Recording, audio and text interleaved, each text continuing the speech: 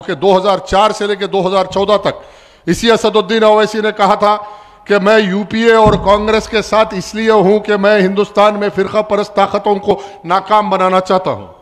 लेकिन फोटोआं आती रही, कभी सोनिया गांधी के साथ, कभी राहुल गांधी के साथ, तो मुकामी सतह पर राजशेखर रेड्डी के साथ दोस्ताना चलता रहा। 2014 में नरेंद्र मोदी प्राइम मिनिस्टर बनने के बाद इस शख्स ने, असदुद्दीन ने, अपने तरीक़ेकार को बदल दिया, अपने काम को बदल दिया, अपनी बात को बदल दिया और ऐलान किया कि हिंदुस्तान में 70 साल से सेकुलर जमातों ने मुसलमानों के साथ नाइंसाफी की है और मैं अब सियासत में सारे हिंदुस्तान में शिराकत करूंगा और उसका नतीजा यह है कि हिंदुस्तान में मुसलमानों के वोट तितर बितर करके संघ परिवार और बीजेपी को फायदा पहुंचाया जा रहा है। यह हकीकत है।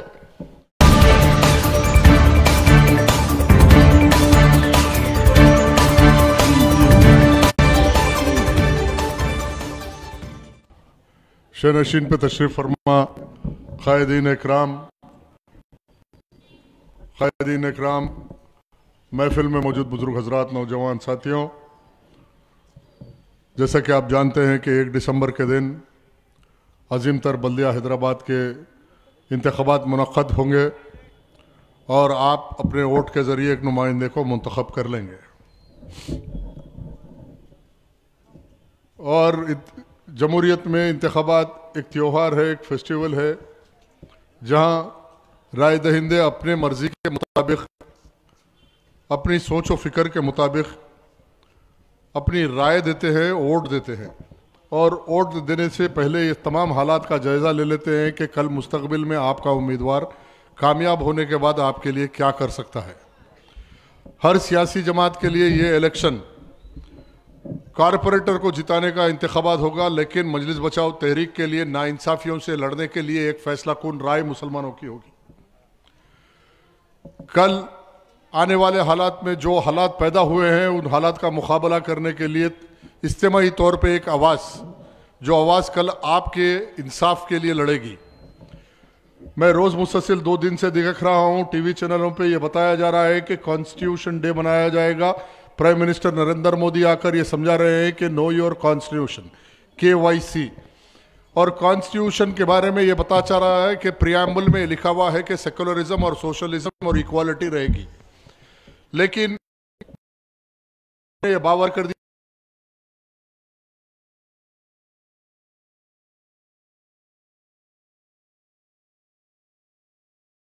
मैं पूछना चाहता हूं कि वक्त 10 मिनट का है। मैं और भी जलसों में, अभी 4 जलसों में मुखातबत करके आ रहा हूं कि उन्वान पे आते हुए मैं, जैसा कि तकरीर के तमीद ही कह दिया, कि हमारे लिए कोई कॉरपोरेटर को जिताने का इलेक्शन नहीं है। हमारे लिए एक आवाज़ को कायम करना, ऐवान में आवाज़ को कायम करना और हुकूमत से होने वाली नाइंसाफियों से लड़ने के लिए आप एक वोट नहीं, एक शहादत दे रहे हैं, सिफारिश कर रहे हैं, राय दे रहे हैं कि आपके जज्बात क्या है और आप इंसाफ की तलबगार हैं। आप इंसाफ के तलबगार हैं। आज जो बड़ी बुलंद बांग बातें करने वाले असदुद्दीन ओवैसी, मैं जानता हूं तुमको बेहतर से बेहतर, और ये कहता हूं कि मैं तुमको चैलेंज करता हूं आज कि तुम आज हिंदुस्तान का जाफरानी मीडिया, आज तमाम टीवी चैनल चाहे ज़राए अबलाग हो या प्रिंट मीडिया हो, RSS कंट्रोल करती है। लेकिन RSS के टीवी चैनलों पे आज डिबेट करने वाले असदुद्दीन से मेरा चैलेंज है कि तुम्हारा अपना एक लोकल चैनल 4 टीवी चैनल है कि मेरा चैलेंज कबूल कर लो और टीवी चैनल पे 1 घंटे के लिए मैं डिबेट करूंगा और उस डिबेट में यह साबित कर दूंगा कि हिंदुस्तान में बाबरी मस्जिद शहीद होकर बाबरी मस्जिद का फैसला कैसे हुआ, बाबरी मस्जिद की खुदवाई कैसे हुई, बाबरी मस्जिद में असदुद्दीन के वकील जफर याब जिलानी ने कैसे बाबरी मस्जिद के मुकाम पर राम जन्मभूमि की तायीद की और बाबरी मस्जिद को राम मंदिर में तब्दील किया। आज शिकायत किसी RSS और बीजेपी से ज्यादा नहीं, बल्कि वो मुस्लिम क़ियादत जो आज जिम्मेदारी ली थी कि इस मुल्क में हमारे जमहूरी हुकूक के तहफ़्फ़ुज़ के लिए नुमाइंदगी करेगी, वो नाकाम हुई। हिंदुस्तान में 25 करोड़ मुसलमान आज शर्मिंदा हो गए। आज मैं टीवी चैनल पे तुम्हारे डिबेट करके साबित कर दूंगा और तुम ऐलान कर दो कि फलाना टाइम पर लाइव डिबेट होगा कि तमाम मुसलमान घरों में बैठ कर टीवी देखो, और उस टीवी डिबेट के बाद कोई चीज़ आईने की तरह साफ हो जाएगी। मैं शवायद के साथ, दस्तावेजात के साथ, तारीखी अखबारों के गवाहों के साथ प्रूफ कर दूंगा कि इन लोगों का क्या रोल था। संघ परिवार के साथ मिलकर बाबरी मस्जिद में राम जन्मभूमि में तब्दील करने में इन लोगों ने काम किया।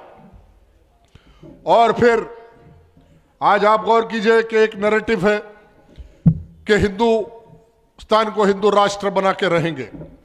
असदुद्दीन ओवैसी 2004 में रुकने पार्लियामेंट बने थे। मैं रुकने पार्लियामेंट मेंबर ऑफ पार्लियामेंट के इलेक्शन में इंतखाबात में हिस्सा लिया। अल्हम्दुलिल्लाह मैं भी 75,000 वोट लिया था। और उस वक्त में मैंने मुसलमानों को बेदार किया था कि ये शख्स से होशियार रहो, ये शख्स हिंदुस्तान में मुसलमानों के मुस्तकबिल को तबाह कर देगा। 2004 में MP बनने के बाद 2014 तक पढ़े लिखे नौजवान है।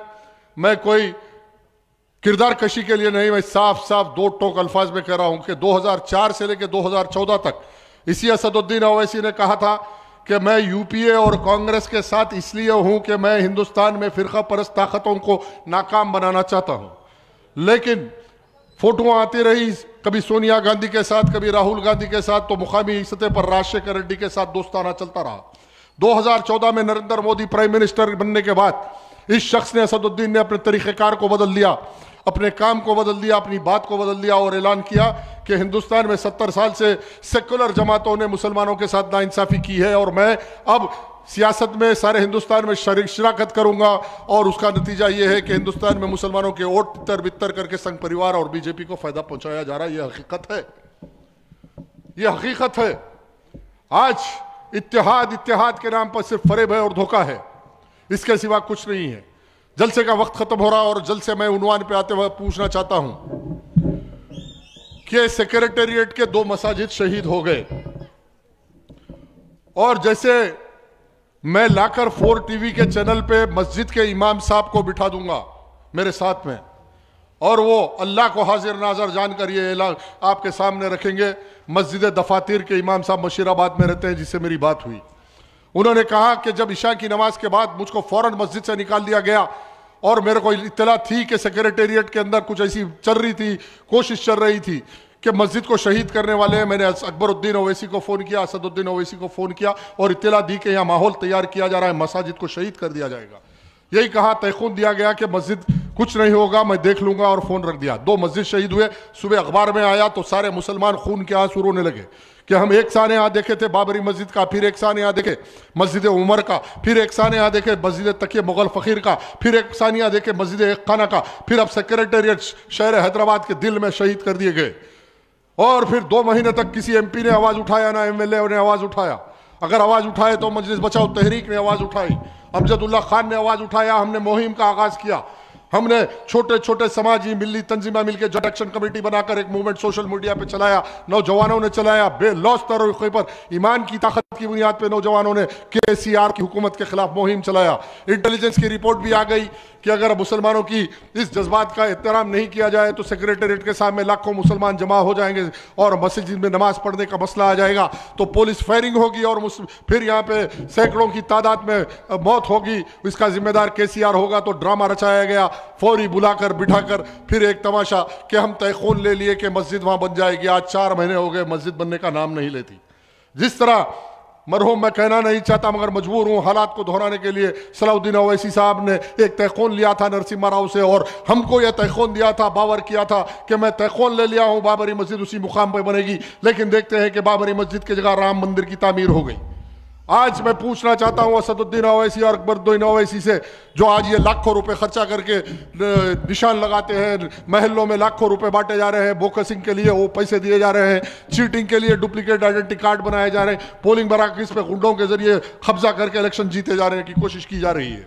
मैं पूछना चाहता हूं कि आपके घर पे वोट मांगने आए तो एक सवाल जरूर करना, तहरीक के लिए नहीं बल्कि अल्लाह के लिए सवाल कीजिए कि 5 महीने में रुकने पार्लियामेंट असदुद्दीन ओवैसी एक बार सेक्रेटेरिएट की जहां मस्जिद शहीद हुई वहां जाकर जायजा लिया, मायना किया और हुकूमत से सवाल किया? या अकबरुद्दीन ने सवाल किया? ऐवान असेंबली चला, इजलास चला ऐवान असेंबली का, ऐवान असेंबली में मस्जिद शहीद होने पर कोई सवाल किया गया तो वोट तहरीक को मत दीजिए, मत दीजिए वोट तहरीक को। ऐवान असेंबली चला, 1 महीना इजलास चला, 1 महीने में एक बार अकबरुद्दीन उठकर मस्जिद के मेंबर रसूल कहां था पूछा तो वोट दीजिए।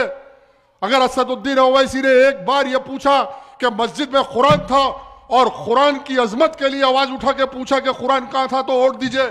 मुसल्ले वहां थे, मुसल्ले कहां गए पूछा तो वोट दीजिए। अगर इंशाअल्लाह तहरीक का उम्मीदवार, आज अल्हम्दुलिल्लाह 10 उम्मीदवार लड़ रहे तहरीक के, कल जीत के आएंगे तो सेक्रेटेरिएट की मस्जिद के लिए TRS गवर्नमेंट की ईंट से ईंट बजा देंगे। 15 दिन के अंदर 15 दिन के अंदर मस्जिद की तामीर का आगाज होगा। मैं ऐलान कर रहा हूं, आजमपुरे का एक एक वोट सेक्रेटरीट मस्जिद के तामीर करने में काम आएगा। घरों से 1 दिसंबर के दिन अपनी मां बहनों के साथ निकलिए और ये जहाज समझकर सेक्रेटेरिएट के मसाजिद की तामीर के लिए मजलिस बचाओ तहरीक के बैठ के इम्तियाजी निशान पर वोट दीजिए। 15 दिन के अंदर ऐलान कर रहा हूं, हुकूमत को मजबूर कर दूंगा। सड़कों पे जैसा मिलियन मार्च निकला था, मिलियन मुसलमान निकलेंगे। केसीआर के प्रगति घर का घेराव करेंगे, सेक्रेटेरिएट का घेराव करेंगे और हर हाल में इंशाअल्लाह सेक्रेटेरिएट की वो मसाजिद फिर से वहां आगाज किया जाएगा, तामीर का आगाज किया जाएगा। याद रखिए कि तहरीक का इम्तियाजी निशान बैठ है और खवातीन के वोट अहमियत रखते हैं। बोकसिंग होने से पहले आप अपना वोट डालिए, अपना फरीजा समझिए, यह मिल्ली फरीजा समझकर बैठ के निशान पर वोट दीजिए। आखिर दावाना अल्हम्दुलिल्लाहि रब्बिल आलमीन।